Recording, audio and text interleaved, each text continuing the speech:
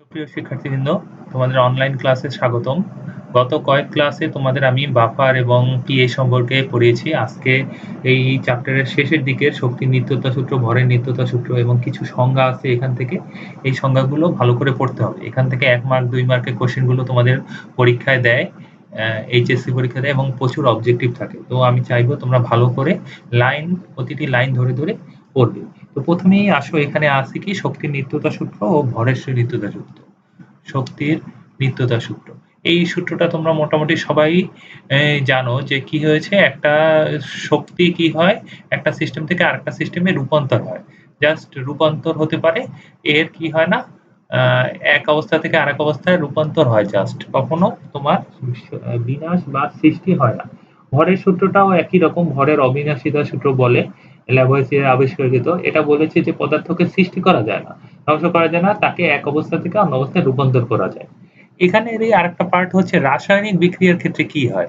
ধরো রাসায়নিক বিক্রিয়া যদি আমি একটা চিন্তা করি যে একটা বিক্রিয়ায় তোমার কি হয়েছে, x plus y plus z এটা মিলে আমার কি করলো, একটা এম প্লাস এন দুইটা জিনিস উৎপন্ন করলো। তাহলে এখান থেকে ভরের নিত্যতা সূত্র দিয়ে সহজেই বুঝতে পারবা যে এক্স ওয়াই জেড এর যত ভর হবে, এম আর এন এর টোটাল ভরও এই একই হবে, এই দুইটো সমান সমান হবে। তাহলে এটাই হচ্ছে ভরের নিত্যতা সূত্র। এটা তোমাদের ইজি একটা ব্যাপার। এরপরে এখান থেকে মেইনলি যে জিনিসগুলো লাগে সেটা হচ্ছে তাপের যে বিভিন্ন বিষয়গুলো, তাপ স্থির তাপে স্থির চাপে বিক্রিয়া তাপগুলো কিভাবে কি রূপান্তর হয় সেই জিনিসগুলো। এখানে প্রথমেই তোমাদের আছে তাপীয় পরিবর্তনে কি, বিক্রিয়া তাপ কাকে বলে। বিক্রিয়া তাপ জিনিসটা একদমই সহজ। একটা সমতাকৃত বিক্রিয়ায় যে পরিমাণ তাপ শক্তি উৎপন্ন হয় বা শোষিত হয়, তোমরা জানো যে তাপ শক্তি কি হবে, তাপ শক্তি কি হতে পারে, উৎপন্নও হতে পারে একটা বিক্রিয়ায় অথবা শোষিতও হতে পারে। তাপ শক্তি যদি উৎপন্ন হয় সেটাকে আমরা কি বলি, সেটাকে আমরা বলি তাপ উৎপাদী বিক্রিয়া, তাপ উৎপাদী বিক্রিয়া। আর যদি তাপ শক্তি এখানে আমার শোষিত হয়, শোষিত হলে তাহলে তাপহারী বিক্রিয়া। এখন এখানে একটা নরমাল উদাহরণ দিয়ে বুঝিয়ে দিয়েছে যে বিক্রিয়া তাপ আসলে কাকে বলে। প্রথমে হচ্ছে সমতাকৃত বিক্রিয়া হতে পারে, যেমন তোমাদের বইয়ে যে উদাহরণটা দেওয়া আছে কার্বন মনোক্সাইড যোগ হাফ অক্সিজেন, এটা থেকে আমার কার্বন ডাই অক্সাইড উৎপন্ন হচ্ছে, এখানে তাপ উৎপন্ন হচ্ছে ডেল্টা এইচ হচ্ছে -284 কিলো জুল পার মোল। এখন দেখো এখানে কিন্তু কার্বন মনোক্সাইড থেকে শুরু করে আর অক্সিজেনের সাথে বিক্রিয়া হয়, কিন্তু বিক্রিয়াটা যদি আমি কার্বন প্লাস অক্সিজেন এরকম থেকে শুরু করতাম, কার্বন ডাই অক্সাইড হতো, তাহলে এখানে ডেল্টা এইচ হলো -394 কিলোজুল পার মোল। তাহলে দেখো অবস্থা, এইটাও কিন্তু সমতাকৃতই বিক্রিয়া, যে কার্বন মনোক্সাইড থেকে আমি শুরু করছি আর এটা হচ্ছে কার্বন থেকে শুরু করছি। তো টোটাল ক্ষেত্রেই দেখা যায় যে একটা নির্দিষ্ট পরিমাণ তাপ উৎপন্ন হচ্ছে আমার, এটা সমতাকৃত প্রত্যেকটা বিক্রিয়ার জন্য নির্দিষ্ট। এখন এখানে কথা আছে, তাপ উৎপাদী বিক্রিয়া হোক, তাপহারী বিক্রিয়া হোক, যে বিক্রিয়াটাই হোক, এটার সাথে তাপমাত্রার একটা রিলেশন আছে। আমি যদি এই বিক্রিয়াটা 0 ডিগ্রিতে করতে পারি, আমি এই বিক্রিয়াটা 25 ডিগ্রিতে করতে পারি, আমি এই বিক্রিয়াটা 100 ডিগ্রি সেলসিয়াসেও করতে পারি। এখন সেই অনুযায়ী কিন্তু আমার এই উৎপাদিত তাপের পরিমাণ ভ্যারি করতে পারে। কাজেই এটার জন্য আমরা সবসময় কি করছি, যে একটা নির্দিষ্ট তাপমাত্রা বা তাপগতি বিজ্ঞানে কি বলছি, একটা নির্দিষ্ট তাপমাত্রাকে প্রমাণ বিক্রিয়া তাপ হিসেবে ধরে নিয়েছি, সেটা হচ্ছে কি 25 ডিগ্রি সেন্টিগ্রেড তাপমাত্রা এবং 1 অ্যাটমসফিয়ার চাপ, এটাকে আমি প্রমাণ বা আদর্শ হিসেবে ধরে নিয়েছি। আমরা যত বিক্রিয়া তাপ এই যে এইগুলো লিখি যে 284 394 কিলোজুল, এগুলো সাধারণত আমরা 25 ডিগ্রিতে করলে পরে যে তাপটা পাই সেই জিনিসটাই বোঝানো হয়েছে। আচ্ছা, এখন তোমরা আসো পরবর্তীতে দেখো, এখানে তোমাদের আরেকটা আরেকটা ব্যাপার আছে, সেটা হচ্ছে রাসায়নিক অবস্থা পরিবর্তনের সাথে তাপ শক্তির পরিবর্তন হয়। আবার ভৌত অবস্থার প্রেক্ষিতেও কিন্তু তাপ শক্তি পরিবর্তিত হতে পারে। ভৌত অবস্থা কি তোমরা জানো যে একটা ভৌত অবস্থা হচ্ছে একই অবস্থার বিভিন্ন অবস্থায় অবস্থান করা, মানে তো এটার সবচেয়ে ইজি উদাহরণ হচ্ছে পানি, যেটা বাষ্প হিসেবে থাকতে পারে অথবা বরফ হিসেবে থাকতে পারে। এই ভৌত অবস্থার পরিবর্তনের উপর ডিপেন্ড করেও কিন্তু বিক্রিয়ার তাপটা আমার ভ্যারি করতে পারে। এটার উদাহরণ হচ্ছে, সবচেয়ে ভালো উদাহরণ হচ্ছে পানির উদাহরণটা। এখানে হাইড্রোজেন গ্যাসের সাথে যদি আমি অক্সিজেন গ্যাসের বিক্রিয়া করতেছি, দেখো এখানে কি হচ্ছে, আমার ২ মোল পানি উৎপন্ন হচ্ছে। এখন এই পানিটা যখন লিকুইড অবস্থায় উৎপন্ন হচ্ছে, তখন আমার ডেল্টা এইচ হচ্ছে আমার মানে তাপ নির্গত হচ্ছে ৫৭১ কিলো জুল পার মোল। আর যখনই আমি বিক্রিয়াটা এই সেম বিক্রিয়া আমি করছি, এখানে গ্যাস নিচ্ছি, অক্সিজেন আবারও গ্যাস নিচ্ছি, কিন্তু উৎপাদিত আমার যে পানিটা, এটা যদি গ্যাসীয় অবস্থায় থাকতেছে, তাহলে ডেল্টা এইচ হচ্ছে আমার -৪৮৩ কিলো জুল পার মোল। এখন প্রশ্ন আসতে পারে যে এটা গ্যাসীয় অবস্থায় থাকলে কম কেন, এটা লিকুইড অবস্থায় থাকলে বেশি কেন, কত তাপ নির্গত হচ্ছে? এখানে তোমাদের আসলে বুঝতে হবে যে পদার্থের কোন অবস্থাটা আমার স্থায়ী অবস্থায় বা সাধারণত যে অবস্থায় থাকে, সেই অবস্থা তার একটা রিলেটিভলি স্থায়ী অবস্থা। তো পানি সাধারণত আমাদের কি গ্যাসীয় অবস্থার চেয়ে লিকুইড অবস্থায় বেশি থাকতে চায়। তো এই পর্যায়ে লিকুইড অবস্থায় যদি থাকে, সে বেশি পরিমাণ তাপশক্তি নির্গত করতে পারে। কেন বেশি পরিমাণ তাপশক্তি নির্গত করে?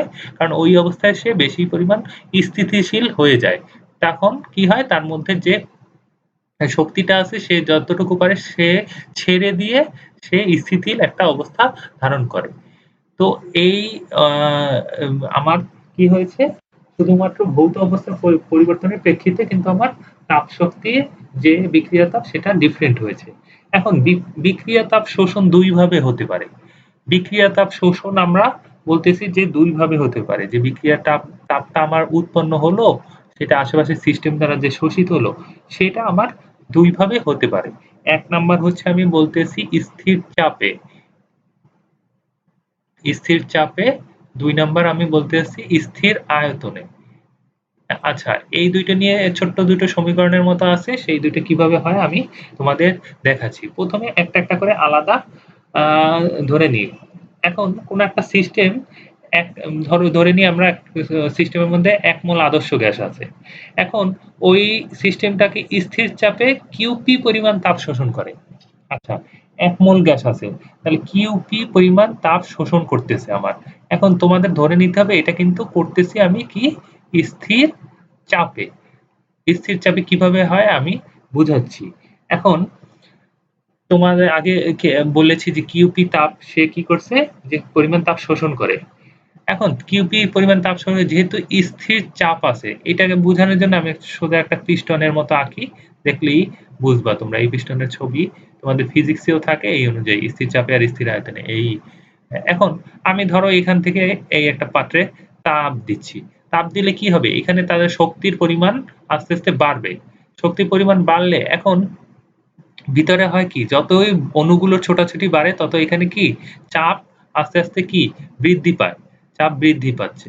এখন চাপ বৃদ্ধি পাওয়ার ফলে আমি যদি বলে নিছি কিন্তু স্থির চাপ থাকবে। তো স্থির চাপ রাখতে হলে আমার কি হবে? এই জিনিসটার আয়তনটা আরেকটু কমায় নিতে হবে। জিনিসটা হচ্ছে তোমাদের কি সবসময় পিভি কিন্তু তোমার একটা নির্দিষ্ট হয় যে চাপ বাড়লে আয়তনও বাড়বে বা এরকম। আ এখন কি হয়, এই চাপের সাথে, সাথে আয়তনটা যদি বাড়ে তাহলে যে চাপটা বৃদ্ধি পাইছিল সেটা প্রশমিত হয়ে যায়। টোটাল গুণফলটা আমার সমান থাকতেছে। ধরো এইটা বাড়লো, হ্যাঁ? সেই অনুযায়ী আমার কি হলো? এইটা বাড়লে পর এখন সে করলো কি? A স্থির রাখার জন্য A কে বাড়িয়ে দিল। আল্টিমেটলি তাহলে এই V কে বাড়িয়ে দিল। তাহলে আল্টিমেটলি কিন্তু গুণফল আমার সমান থাকতেছে। তো কি? এইটা আস্তে উপরে উঠে যাবে। তাহলে কি আয়তন কিন্তু তার একটু এখানে ধরো আগে যেখানে ছিল সেখান থেকে এখন এখানে আছে। তো তার আয়তনটা কিন্তু একটু বেড়ে গেছে। তো সেটাই বলছি যে এটা হলো স্থির চাপে। মানে আমার চাপটা স্থির থাকবে, আয়তন বাড়ুক সেটা আমার সমস্যা নাই। তাহলে কি প্রকৃত আমার যে তাপটা আছে, এই কিউপি পরিমাণ তাপ আমি বললাম কি শোষণ করছে। কিউপি তাপ শোষিত হলো। কিউপি পরিমাণ তাপ শোষিত হলো। এখন একটা সিস্টেমে আমার কি হবে, যে তাপটা আমি দিব সেই তাপটা কি হবে, অভ্যন্তরীণ যে শক্তি আছে সেই শক্তিটা বাড়াবে। আর কি হবে, যেহেতু এটা স্থির আ স্থির তোমার চাপে হচ্ছে, কাজেই অভ্যন্তরীণ শক্তি বাড়বে। আর এই যে সম্প্রসারণ হচ্ছে, আয়তনটা বাড়ছে, এর জন্য একটা কাজ হবে। তো সম্প্রসারণজনিত জনিত কাজ। আমি সেটাকে বলছি সম্প্রসারণজনিত কাজ। তাহলে এখান থেকে আমি বলতে পারি তাপ আমি জানি যে কিউপি পরিমাণ তাপ শোষণ করছে, তাপ সমান শক্তি। শক্তিটা আসলে কি? শক্তি কিন্তু একটা সিস্টেমের মধ্যে থাকে। তো সেইটার চেয়ে আমি আরো এক্সট্রা দেওয়ার পর তার বেড়ে গেছে। সেই অনুযায়ী আমি লিখতে পারি ডেল্টা ই। আগে যে শক্তি ছিল তার চেয়ে শক্তি যতটুকু বাড়ছে সেই শক্তিটা। আর সম্প্রসারণ জনিত কাজ, সম্প্রসারণজনিত কাজটা আমার যেহেতু চাপ নির্দিষ্ট আছে, তাহলে সম্প্রসারণজনিত কাজটা হচ্ছে আসলে কি এখান থেকে যতটুকু আয়তন আমার বাড়ছে সেই জিনিসটাই যে ডেল্টা ভি। তাহলে পি ডেল্টা ভি। আবারও একটু বলি, আমি একটা সিস্টেমে তাপ দিছি। সেই তাপটা যতটুকু শোষণ করছে আমি ধরে নিয়েছি কিউপি। সিস্টেমটা হচ্ছে আমার স্থির চাপে। এই চাপটা দেখো আমার নির্দিষ্ট। এখন যত আমি তাপ দিই কি হয় একটা সিস্টেমের শক্তি বাড়ে। এখানে আমার শক্তিটা বেড়ে যাচ্ছে আস্তে, আস্তে। তো অভ্যন্তরীণ শক্তি বাড়ছে সেটাকে আমি বলছি ডেল্টা ই। কেন ডেল্টা ই? আগে যে শক্তি ছিল তার চেয়ে এখন শক্তি বাড়ছে। ডেল মানে হচ্ছে আমি ২ টা জিনিসের পার্থক্য বলছি। আর সম্প্রসারণজনিত কাজ কিভাবে হয়েছে? যতটুকু পি হচ্ছে আমার স্থির চাপে আর ডেল ভি হচ্ছে আমার আয়তন প্রসারণজনিত যতটুকু কাজ হয়েছে। তো এখান থেকে আমি এটাকে ১ নম্বর সমীকরণ দিয়ে রাখি, পরবর্তীতে কাজে লাগবে। এখান থেকে আমি কি লিখতে পারি? ডেল ই রে লিখতে পারি E2 মাইনাস E1 আর এখানে পি কমন গিয়ে ডেল ভি রে লিখতে পারি V2 মাইনাস V1 কারণ ডেল্টা যখনই দেখবা ডেল্টা মানে হচ্ছে কোনো কিছুর ডেল্টা যেটাই হোক সেটার মানেই হচ্ছে পরবর্তী অবস্থা পরবর্তী অবস্থা বিয়োগ হচ্ছে বিয়োগ পূর্ববর্তী অবস্থা। পূর্ববর্তী অবস্থা। তো আমরা সাধারণত 2 দিলেই সেটাকে পরবর্তী অবস্থা ধরি। আর 1 দিলে সেটাকে পূর্ববর্তী অবস্থা ধরি। তো এখান থেকে আমি জিনিসটাকে আলাদা, আলাদা করে লিখতে পারি। আ আলাদা হচ্ছে কিউপি সমান, সমান কি লিখতে পারি? E2 প্লাস PV2 আর এখানে মাইনাস সাইন দিয়ে আমি লিখতে পারি ব্র্যাকেট দিই তাহলে বুঝতে সুবিধা হবে। মাইনাস সাইন দিয়ে লিখতে পারি এখানে E1 হবে E1 মাইনাস PV1। এখন দেখো এইটা সমান তাহলে কিউপি সমান সমান বা স্থির চাপে শোষিত তাপের পরিমাণ আমি কি লিখি E2 প্লাস PV2 এটাকে আমি সরাসরি লিখতে পারি H2 মাইনাস H1। এখন H কি আসলে আমি বলতেছি এখান থেকে আমি লিখতে পারি তাহলে কিউপি সমান সমান ডেল্টা H। এটাকে ২ নম্বর সমীকরণ দিই। আচ্ছা এখন ডেল্টা H বা H টা আসলে কি?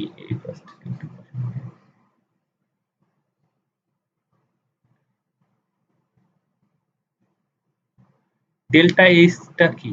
এই এইচ টা হচ্ছে আসলে এনথালপির পরিবর্তন। এনথালপির পরিবর্তন ডেল্টা এইচ। আচ্ছা ডেল্টা এইচ কি? কোন সিস্টেমের অভ্যন্তরীণ শক্তির সাথে চাপ ও আয়তনের গুণফলকে। অভ্যন্তরীণ শক্তি আমি এখানে যদি ই বলি, এটার সাথে চাপ এবং আয়তনের গুণফল। এই জিনিসটাই আমার চাপ এবং আয়তন। অভ্যন্তরীণ শক্তির সাথে যদি চাপ এবং আয়তনের গুণফল এটাকে যোগ করি তাহলে আমি যে জিনিসটা পাই সেটাই হচ্ছে আমার এইচ। ঠিক আছে? তাহলে সে এইটাকে আরেকটা নাম হলো এনথালপি বলতেছে। ডেল্টা এইচ হচ্ছে তাহলে এনথালপির পরিবর্তন। এইচ হচ্ছে এনথালপি আর ডেল্টা এইচ এনথালপির পরিবর্তন। এখন আমরা দেখো এই জিনিসটা পেয়েছি কিন্তু টোটালটা কি? কিউপি তখন আমার শোষিত তাপ ছিল যখন কি ছিল এটা স্থির চাপে। এখন স্থির আয়তনে যদি করি তাহলে স্থির আয়তনে দেখো ডেল্টা ভি কিন্তু আমার নাই। ডেল্টা ভি মানে 0।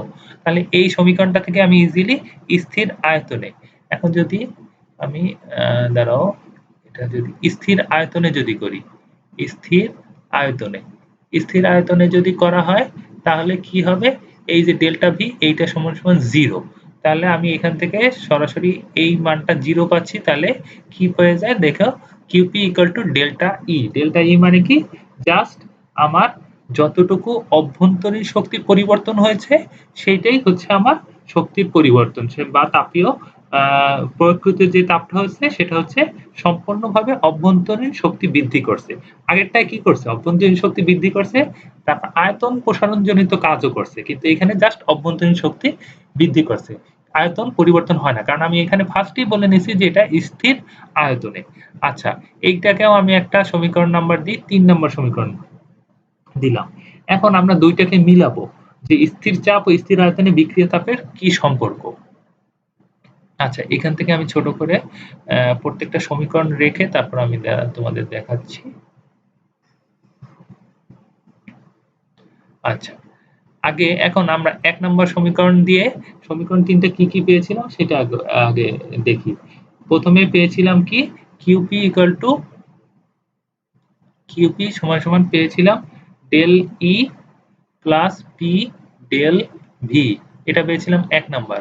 ২ নম্বর সমীকরণ পেয়েছিলাম কি কিউপি সমান ডেল এইচ, আর ৩ নম্বর সমীকরণ পেয়েছি কি কিউ ভি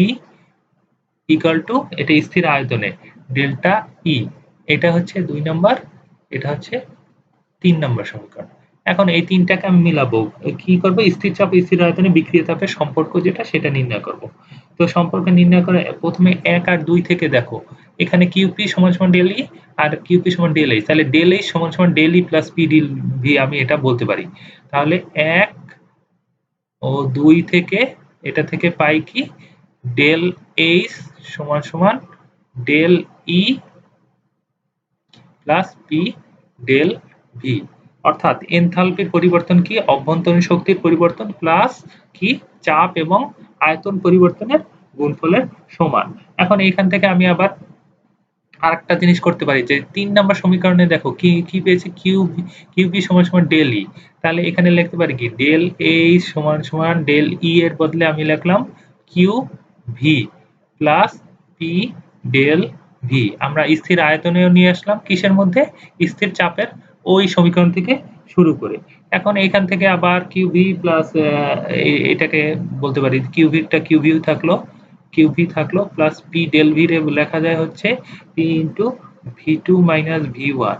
এখন এইটাকে আবার যদি রিঅ্যারেঞ্জ করো QV plus P V two minus কি বলা যায় এখানে পি ভি ওয়ান। এখন এইটাকে আরো পিভি ইকুয়াল টু এনআরটি সেই সমীকরণ দিয়ে আমি লিখতে পারি কি এখানে পিভি টু মানে এন টু আর টি আর বিয়োগ এন ওয়ান আর টি। এখান থেকে আমি এই পাশে লিখি, তাহলে এখানে লেখা যায় কিউভি সমান কিউভি যোগ এন আর টি যদি আমার কমন যায় N two minus N one, তাহলে কিউভি যোগ ডেল এন আর টি মানে জাস্ট আমার যতগুলো মোলের পরিবর্তন হলো একটা অবস্থা থেকে আরেকটা অবস্থা যদি চলে যায় তাহলে মোলের যে পরিবর্তন হয় সেইটা আর টি দিয়ে গুণফল করলে সেটা, তাহলে টোটালটা পাচ্ছি কিউপি ইকুয়াল টু কি কিউপি মানে স্থির চাপে আমার যে পরিমাণ বিক্রিয়া তাপ বা তাপ শোষিত হয়েছে সেটা কিউপি সমান কি স্থির আয়তনে যেটা শোষিত হয়েছে সেইটা প্লাস ডেল এন আর টি। এটা তোমাদের সরাসরি আসে না, এটা জাস্ট শিখে রাখো বা ১ মার্ক বা ২ মার্কের জন্য দিতেও পারে এইটা। এইখান থেকে পরবর্তীতে যে তোমার বিভিন্ন সংজ্ঞাগুলো আছে সেই সংজ্ঞাগুলো তোমাদের অবশ্যই ভালো করে পড়তে হবে। দেখো সংজ্ঞাগুলো তোমাদের আমি কয়েকটা সংজ্ঞা বলে দিচ্ছি, সেই সংজ্ঞাগুলো অবশ্যই ভালো করে পড়তে হবে। দেখো এখানে প্রথমেই ছিল হচ্ছে আছে এখানে গলন তাপ সংজ্ঞাগুলো আমি একটু লিখে দিই, এই সংজ্ঞাগুলো তোমাদের বিভিন্ন পরীক্ষায় গলন এই সহজেই সংজ্ঞার কথা বললেই মাথায় আসে যে কি একটা পদার্থ গলতে যে পরিমাণ, এখানে একটা অবশ্যই মনে রাখলাম যে গলনের সাথে কিন্তু চাপের সম্পর্ক আছে, কাজেই শুরুই করবা হচ্ছে স্থির চাপে, ঠিক আছে। স্থির চাপে একটা কঠিন পদার্থকে তরলে পরিণত করতে যে পরিমাণ তাপ প্রয়োজন হয় তাকে গলন তাপ বলে। আচ্ছা ২ নম্বর হচ্ছে বাষ্পীভবন, এটাও একইভাবে তোমরা বলো যে একটা বাষ্পীভবন তাপ, এটাও বলো যে কি আছে আমার একটা পদার্থকে বাষ্প বানাতে হলে যে পরিমাণ, অবশ্যই এটাও হতে হবে কি স্থির চাপে, আমার এটা মাস্ট, স্থির চাপ কিন্তু লাগবে, কারণ চাপ যদি তুমি ভ্যারি করো তাহলে অবশ্যই একটা বেশি চাপে একটা বস্তুকে তোমার বাষ্পীভূত করতে অনেক বেশি চাপ লাগবে, আবার কম হলে কম অবস্থাতেই কম তাপমাত্রায় সে বাষ্পীভূত হতে পারে, ঠিক আছে। তারপর ঊর্ধ্বপাতন ৩ নাম্বার হচ্ছে তোমার কি ঊর্ধ্বপাতন তাপ, ঊর্ধ্বপাতন তাপ তাপ এটাও লাগবে, এটা অবশ্যই খেয়াল রাখবা যে স্থির চাপ এবং উষ্ণতা, ঊর্ধ্বপাতন জিনিসটা হয় কি সে তার বাষ্পীভবনের যে তাপ ছিল তার নিচের তাপমাত্রায় সে কিন্তু বাষ্পীভূত হয়ে যাচ্ছে, কাজেই নির্দিষ্ট তাপমাত্রাও লাগবে চাপও লাগবে। তারপর ৪ নাম্বার হচ্ছে পরমাণুকরণ তাপ, পরমাণু কি পরমাণুকরণ তাপ, পরমাণু করতে, এখন প্রশ্ন আসতে পারে পরমাণু করতে কিভাবে? ধরো H2 বা Cl2 এরা কিন্তু অণু হিসেবে আছে। এইখান থেকে যদি আমি H আলাদা, আলাদা করে ফেললাম, এদের কোনো বন্ধন নাই। অথবা Cl এরকম করে ফেললাম। এদের মধ্যে কোনো বন্ধন নাই। তাহলে সেই অবস্থাটা করতে যে পরিমাণ তাপ লাগে সেটা হচ্ছে আমার কি? একটা হচ্ছে সেটাকে আমি বলতেছি যে পরমাণুকরণ তাপ। তারপর দ্রবণ তাপ। দ্রবণ তাপ মানে কি? স্থির উষ্ণতায় ১ মোল পরিমাণে কোনো দ্রব্য পদার্থকে যথেষ্ট পরিমাণ দ্রব্যকে দ্রবীভূত করা যায় যে আর তেমন কোনরূপ পরিবর্তন হচ্ছে না। তাহলে জিনিসটা হচ্ছে কি দ্রবণ তাপটা তোমরা ভালো করে দেখবা যে আমি যথেষ্ট পরিমাণ দ্রাবকের মধ্যে কোনো একটা পদার্থকে আমি কি করব? মানে টোটালটা দ্রবণ বানিয়ে ফেলবো। দ্রবণ বানালে যে পরিমাণ তাপের পরিবর্তন হয়, এই দ্রবণ তাপটা তোমরা অবশ্যই ভালো করে পড়বো। কারণ এটা তোমাদের কি আছে? তোমাদের প্র্যাকটিক্যাল হয় এটা নিয়ে। প্র্যাকটিক্যাল আছে এবং কাজেই এই দ্রবণ তাপের সংজ্ঞা প্রতিটা ভাইভাতেই জিজ্ঞেস করা হয়। তাহলে দ্রবণ তাপের সংজ্ঞা অবশ্যই ভালো করে পড়বা। এটা প্র্যাকটিক্যালের জন্য আছে, আবার পরবর্তীতে আমি একটু দেখাবো। আচ্ছা, এরপর আছে প্রশমন তাপ। প্রশমন তাপ জানো যে অ্যাসিড ও ক্ষারের বিক্রিয়ার ফলে একটা তীব্র অ্যাসিড ও তীব্র ক্ষারের বিক্রিয়ায় তীব্র অ্যাসিড, এখানে কিন্তু অবশ্যই তীব্র অ্যাসিড আর তীব্র ক্ষার, তীব্র অ্যাসিড আর তীব্র ক্ষারের বিক্রিয়ায় একটা নির্দিষ্ট পরিমাণ তাপ আমার উৎপন্ন হয়, সেটাকে আমি বলতেছি প্রশমন তাপ। এখানে একটা জিনিস অবশ্যই পড়বা, একটা প্রশ্ন তোমাদের অনেক সময় দেয় যে সোডিয়াম হাইড্রোক্সাইড যোগ হাইড্রোজেন ফ্লুরাইড এই বিক্রিয়ার প্রশমন তাপ আসলে তোমরা জানো যে এই তীব্র অ্যাসিড তীব্র ক্ষারের প্রশমন তাপ কত? 57.1 কিলোজুলের মতো এরকম। 57 কিলোজুল আমরা সরাসরি যদি বলি সেটাই। 57.34 কিলোজুল। আচ্ছা, এই বিক্রিয়ার ক্ষেত্রে এটা বেশি কেন হয়? এটা প্রায় বেশি এটা কত হয়? এটা হয় প্রায় 68 কিলোজুল। এই ব্যাখ্যাটা তোমাদের দেয়া আছে। এটার ব্যাখ্যা হচ্ছে সোডিয়াম হাইড্রোক্সাইড ও হাইড্রোজেন ফ্লুরাইড এই বিক্রিয়ায় আমার উৎপন্ন হয় কি? লবণ এবং পানি উৎপন্ন হওয়ার জন্য দেখো NaF এই লবণটা উৎপন্ন হয়। এই লবণটা কি পানির মধ্যে যখন উৎপন্ন হয় তখন পুরোপুরিভাবে আয়নিত অবস্থায় থাকে Na আর F। এখন F এর আকার, এই F এর আকারটা এত ছোট যে চারিদিকে পানি এমনভাবে আটকায় ধরে থাকে যে দেখা যায় এ বেশি পরিমাণ শক্তি নির্গত করতে পারে। তোমাদের বইয়ে আছে, দেখো পরিষ্কার লেখা আছে এফ মাইনাস বা ফ্লুরাইড আয়নের আকার অন্যান্য হ্যালাইড আয়নের চেয়ে ছোট হয়, এর চার্জ ঘনত্ব বেশি। ফলে ফ্লুরাইড আয়ন অন্যান্য আয়নের চেয়ে পানির সাথে বেশি দৃঢ়ভাবে যুক্ত হয়, এর জন্য কিছু তাপশক্তি এক্সট্রা নির্গত হয়। এই যে 57 থেকেও বেশি কত হয়েছে? 68 কিলোজুল, মানে যে আরো 11 কিলোজুলের মতো বেশি হয়। সেটা কি? সে পানির সাথে দৃঢ়ভাবে যুক্ত ছিল, এজন্য সে ওই এক্সট্রা পরিমাণ তাপটা সে নির্গত করতে পারছে। তো এই ব্যাখ্যাটা অনেক সময় 2 মার্কের কোশ্চেন হিসেবে দেয়, তোমরা এটা ভালো করে পড়বে। এরপরে আমি আরেকটা ক্লাস নেব তোমাদের সাথে, বন্ধন শক্তি বিক্রিয়া তাপের কয়েকটা ছোট অঙ্কর মতো আছে। এই দুইটা কি, ল্যাবোসিয়ার হেসের সূত্র কি, এই জিনিসগুলো নিয়ে একটা ক্লাস নিলে মোটামুটি এই চ্যাপ্টারটা শেষ হয়ে থাকবে। তো তোমরা সবাই ভালো থাকবে। পরবর্তী ক্লাস করার জন্য আমন্ত্রণ থাকলো। ধন্যবাদ সবাইকে।